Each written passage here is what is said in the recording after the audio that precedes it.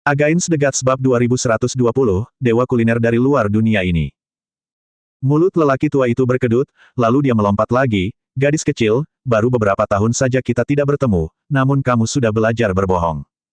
Aku telah berkecimpung dalam dunia kuliner selama lebih dari 1 juta tahun. 1 juta tahun, tahukah kamu apa artinya? Para ahli kuliner di kerajaan ilahimu itu bahkan tidak memenuhi syarat untuk menjadi muridku. Hanya ada beberapa orang di dunia ini yang hidup lebih lama dariku, dan mustahil bagi siapapun untuk melampauiku dalam seni kuliner. Bahkan tidak ada seorang pun yang dapat menyentuh tumitku. Begitu dia melompat, bahkan jenggotnya hampir berdiri tegak. Reaksi ini seolah-olah sisi terbaliknya telah disentuh. Yun Ce tampak tenggelam dalam pikirannya. Tapi, Hua Caili tidak menunjukkan tanda-tanda diberi pelajaran, dan berkata dengan polos dan tulus, aku sangat menghormati dan menyukai Paman Liu Xiao, bagaimana mungkin aku berbohong kepadanya? Makanan yang dibuat oleh kakak Yun memang lebih enak daripada buatan Paman Liu Xiao. Setelah mengatakan itu, tanpa menunggu lelaki tua itu meledak lagi, dengan kilatan cahaya, dia berdiri di samping Yun Ce, begitu dekat sehingga tubuh mereka hampir bersentuhan, benar, kan, kakak Yun? Pandangan lelaki tua itu beralih menatap Yun Ce seolah baru menyadari keberadaannya. Namun, hanya dengan sekali lirikan, rambutnya yang kasar jatuh kembali, lalu ia tertawa terbahak-bahak. Kamu sedang membicarakan anak ini. Hahaha. Setelah tertawa terbahak-bahak, dia berkata, dengan aura dan usia mudanya, dia bahkan tidak setua debu di kuku jariku, dan kamu berani mengatakan dia lebih hebat dariku dalam seni memasak. Gadis kecil, kultivasimu telah meningkat pesat, tetapi mengapa otakmu tiba-tiba menjadi tumpul? Jika dia dapat membuat sesuatu yang lebih lezat daripada kue abadi terbang Liu Xiao milikku, aku akan menulis namaku, Liu Xiao, secara terbalik mulai sekarang.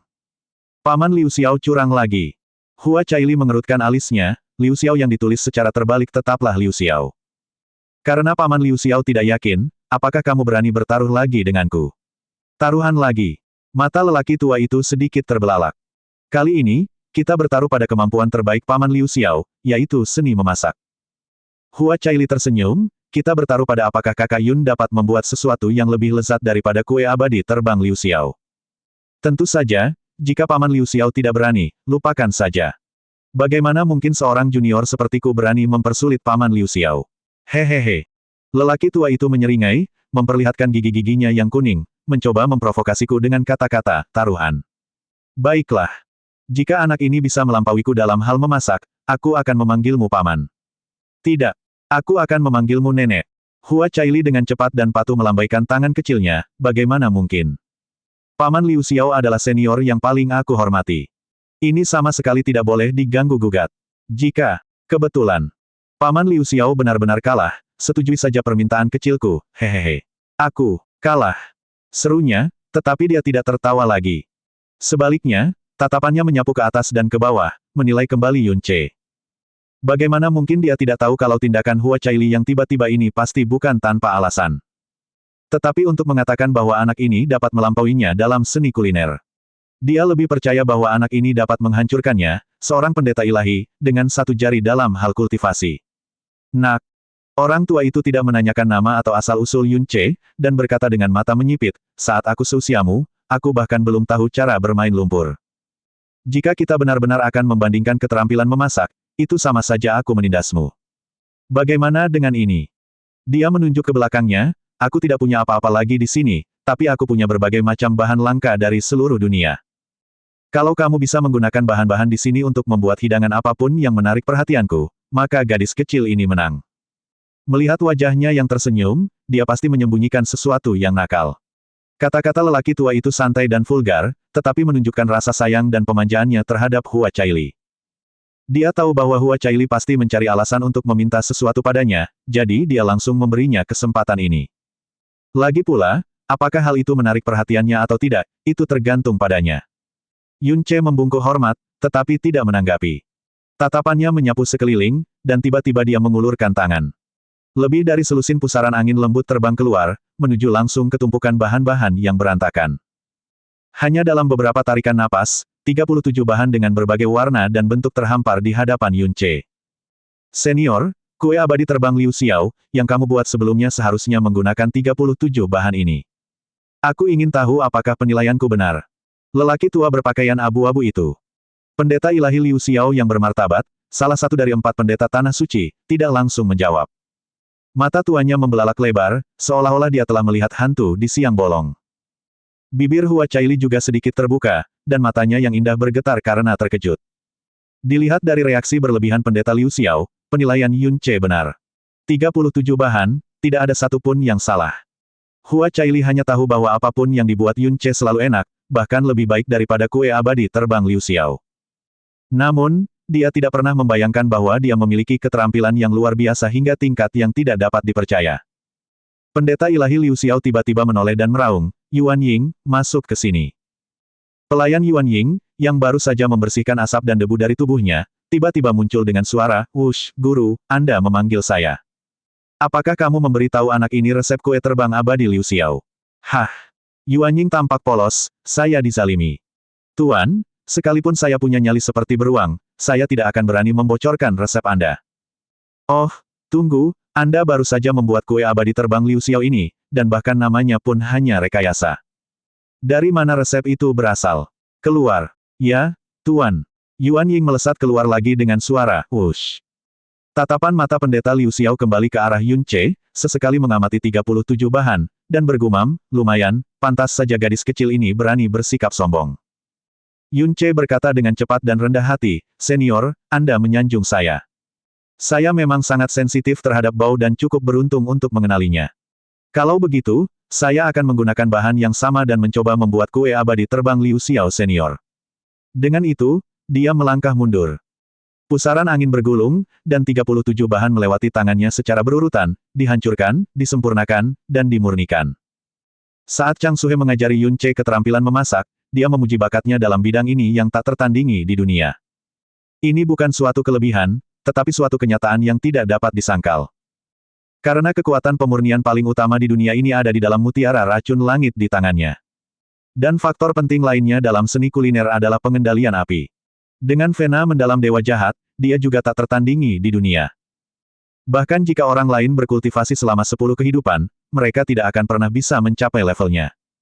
Pada level mutiara racun langit, aura pemurniannya tidak terdeteksi bahkan oleh pendeta ilahi yang kuat.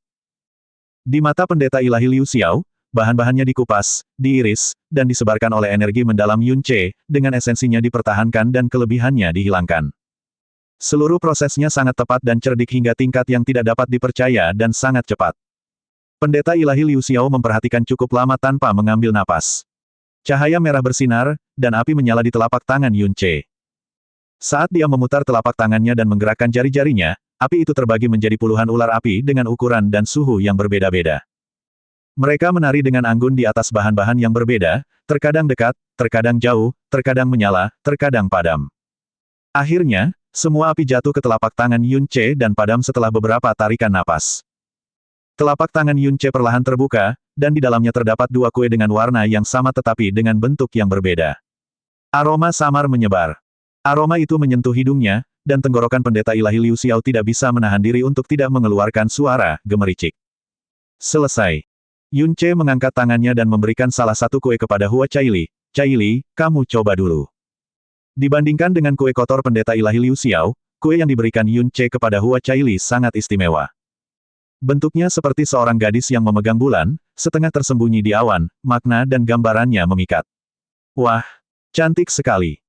Hua Caili memegangnya di tangannya, matanya yang indah bersinar dengan cahaya aneh, gerakannya sangat hati-hati, "Cantik sekali sampai aku tidak tega memakannya." Yun Ce tersenyum, makanan harus memiliki warna, aroma, dan rasa yang sangat baik. Karena bentuk dan warna sangat memengaruhi suasana hati seseorang saat menikmati makanan, jadi saya membuatnya sedikit lebih rumit. Meskipun bahan-bahannya sama, saya menemukan ini secara spontan. Saya pikir metode dan kombinasinya sangat berbeda dari senior, jadi saya tidak berani menyebutnya kue abadi terbang Liu Xiao. Jadi, sebut saja. Kue awan pemantul bulan, kurasa. Saat Yun Ce berbicara, Hua Caili sudah menggigitnya sedikit. Seketika, dia mendongak, matanya berbinar-binar seperti bintang, "Enak sekali. Enak sekali. Tidak hanya cantik, tapi juga harum, namanya juga bagus, dan rasanya juga. Jauh lebih enak daripada kue abadi terbang Paman Liu Xiao." Bola mata pendeta ilahi Liu Xiao yang menonjol akhirnya tampak tertarik kembali pada saat ini.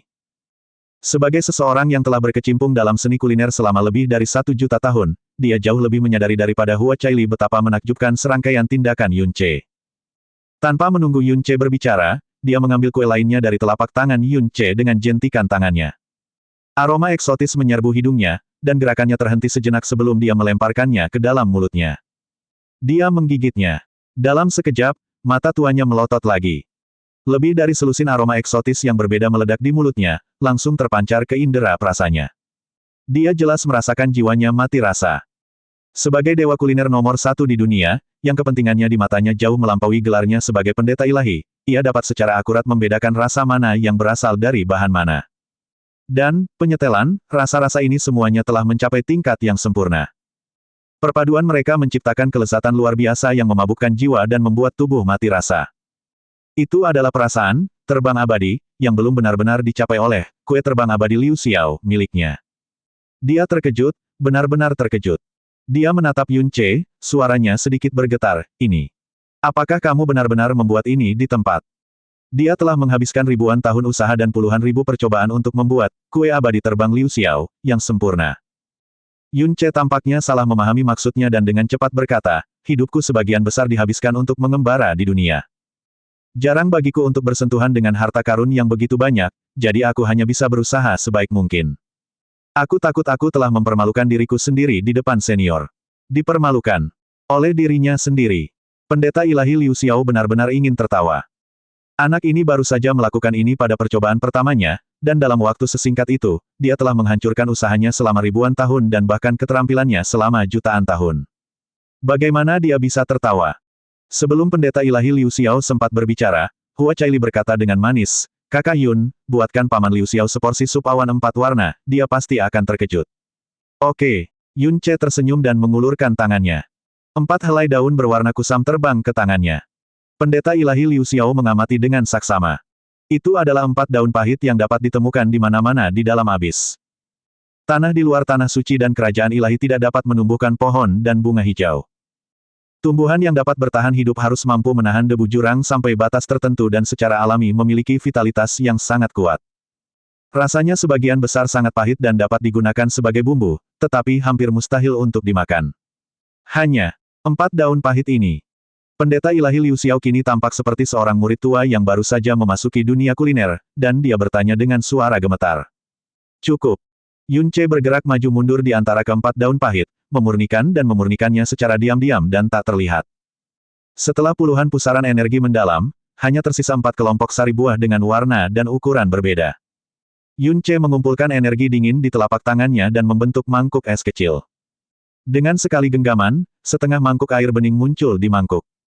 Gugusan sari dari 4 daun pahit yang berbeda jatuh ke dalam mangkuk es, lalu secara alami menyebar dan menyatu, membentuk mangkuk sup es 4 warna yang berkilau. Dia memegang mangkuk es di depan pendeta ilahi Liu Xiao, sup awan 4 warna sudah siap. Silakan cicipi, senior Liu Xiao.